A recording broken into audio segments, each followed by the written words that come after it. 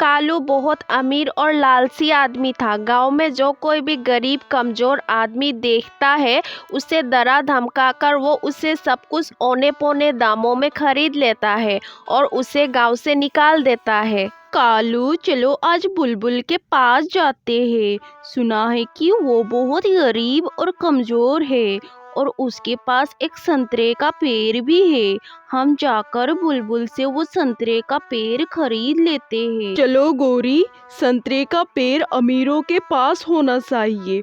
उस गरीब बुलबुल के पास वो संतरे का पेड़ क्या कर रहा है? फिर कालू और उसकी पत्नी बुलबुल की तरफ चले जाते हैं। हम इस गांव के सबसे अमीर हैं और हम तुमसे ये संतरे का पेड़ खरीदने आए हैं। कालू और गोरी बहन, मैं तो अपना ये पेड़ नहीं बेचना चाहती। तुम्हारे चाहने या ना चाहने से क्या होता है?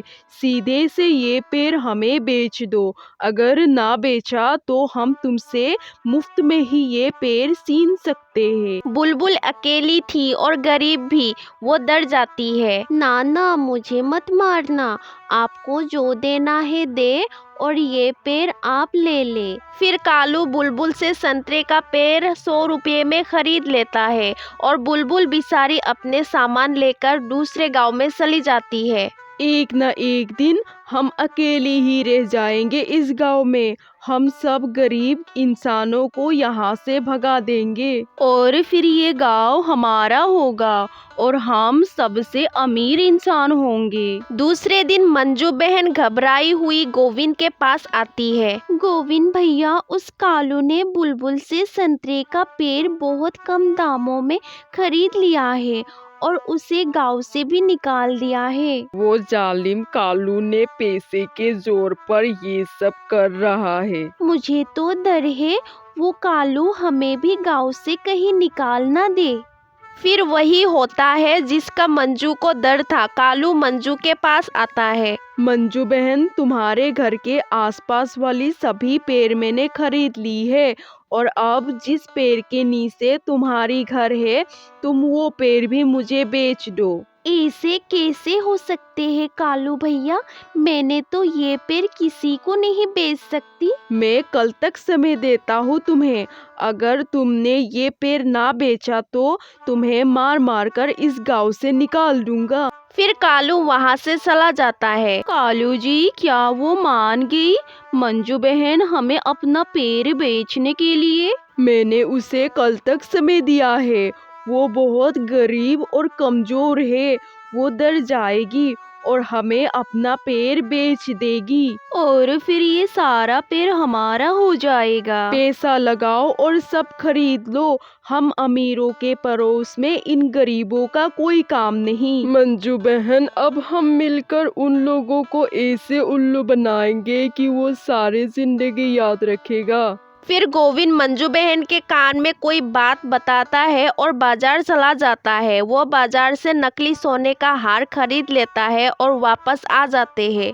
मंजू बहन, तुम ये नकली सोने की हार इस पेड़ पर ऐसे लगा दो कि देखने वाले को लगे कि ये सोने के हार इस पेड़ पर लगे हुए हैं। मैं ये हार इस पेड़ पर लगा देती हूँ। फिर मंजू बहन वो नकली सोने की हार पेड़ पर लगा देती है। मैं अपना पानी जहाज लेकर आता हूँ और आप अपना सामान तैयार रखें। वो कालू अभी आने ही वाले होंगे। फिर गोविंद वहाँ से चला जाता है। थोड़ी ही देर बाद कालू और उसकी पत्नी वहाँ आ जाती है।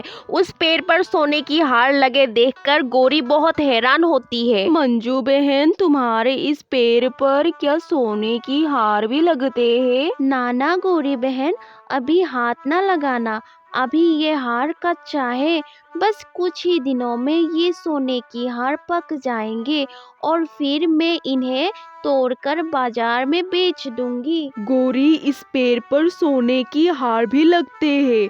अब तो ये सोने के हार वाला पेड़ हम हर कीमत पर खरीदेंगे। मगर मैंने ये सोने के हार वाला पेड़ गोविंद भैया को बेच दिया है। नहीं मंजू बहन, हम पेड़ तुमसे दुगनी कीमत पर खरीदेंगे। ठीक है, अगर आपको ये पेड़ इतना ही पसंद आ गया है तो ये पेड़ खरीद ही ले। गौरी, मैं घर जाता हूँ और अपने सारे पैसा लेकर आता हूँ। इस सोने के हार वाले पेड़ के बदले तो मैं सब कुछ लुटा सकता हूँ। फिर कालू घर जाता है और अपना सारा पैसा थैलों में डालकर ले आता है। ये लो मंजू बहन, मेरे पास जितने भी पैसा था मैं ले आया। अब आज से ये पेड़ हमारा हुआ। अभी कुछ ही दिनों बाद सोने के हार पक जाएंगे, फिर आप ये हार तोड़ लेना। कालू और गौरी अपने घर चले जाते हैं। गांव में रात भी हो जाते हैं। गोविंद भी अपना पानी जहाज लेकर आ जाता है। मंजू बहन जल्दी करो, अब हम यहाँ से दूसरे गांव में चले जाएंगे। वो कालू लालच में आकर अपना सारा पैसा मुझे दे गया है। उन्हें पता ही नहीं चला कि ये हार तो हमने नकली सोने के लगा के रखे हैं। जो ज्यादा लालची हो वो हमेशा अपना नुकसान ही करता है। फिर गोविंद और मंजू बहन अपना सामान पानी जहाज में उठाकर वहां से चले जाते हैं। सुबह होते ही कालू और गौरी अपने सोने का हार वाला पेड़ देखने आते हैं। कालू जी, मैं नदी से पानी लाकर डालती हूँ इस पेड़ को। अब जल्दी से ये सोने के हार पक जाए और हम इन्हें तोड़कर बाजार में बेच देंगे। चलो चलो, मैं भी पानी लाने में तुम्हारी मदद करता हूँ। फिर वो पति पत्नी नदी से पानी ला ला कर उस पेड़ पर डाल देते हैं। सारा दिन काम करने से वो थक जाते हैं। कालू जी, मुझे तो नींद नहीं आ रही, मुझसे और इंतजार नहीं हो पाएगा। क्यों ना हम कल एक सोने का हार बेच आए। गौरी, मैंने तो सारे ही पैसा मंजू बहन को दे दिया है। हम एक सोने का हार बेचकर घर के लिए राशन भी लाएंगे। कच्चा भी हुआ तो बिक ही जाएगा, महंगा नहीं तो सस्ता ही सही। हमारे पास कौन सा एक सोने का हार है।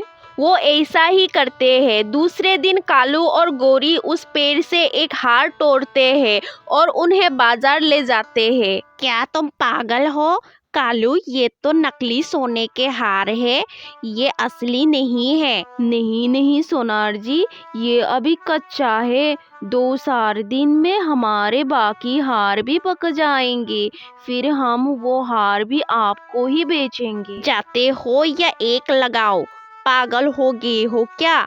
मैं ये हार मुफ्त में भी नहीं खरीदूंगा। वो दोनों पति पत्नी निराश होकर थोड़ा आगे दूसरे सुनार के पास जाते हैं। भागो यहाँ से, नहीं तो मैं पुलिस को बुला लाऊंगा। धोखेबाज कहीं के, नकली सोने के हार असली में बेचने आए हो।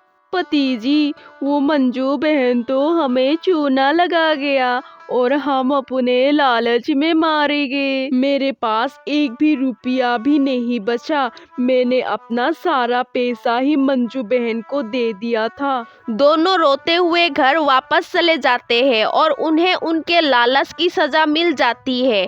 गोविंद और मंजू बहन आराम से दूसरे गांव में जाकर अपना नया घर बनाकर खुशी खुशी रहने लगते हैं। गोविंद भैया, अब तक तो वो सोने के हार पक गए होंगे। फिर वो दोनों हंसने लग जाते हैं। प्यारे दोस्तों, इस कहानी से हमें सीख मिलती है कि हमें कभी भी लालच नहीं करना चाहिए और ना ही किसी कमजोर पर जुल्म करना चाहिए, क्योंकि कभी ना कभी तो हमें इसकी सजा मिल ही जाती है।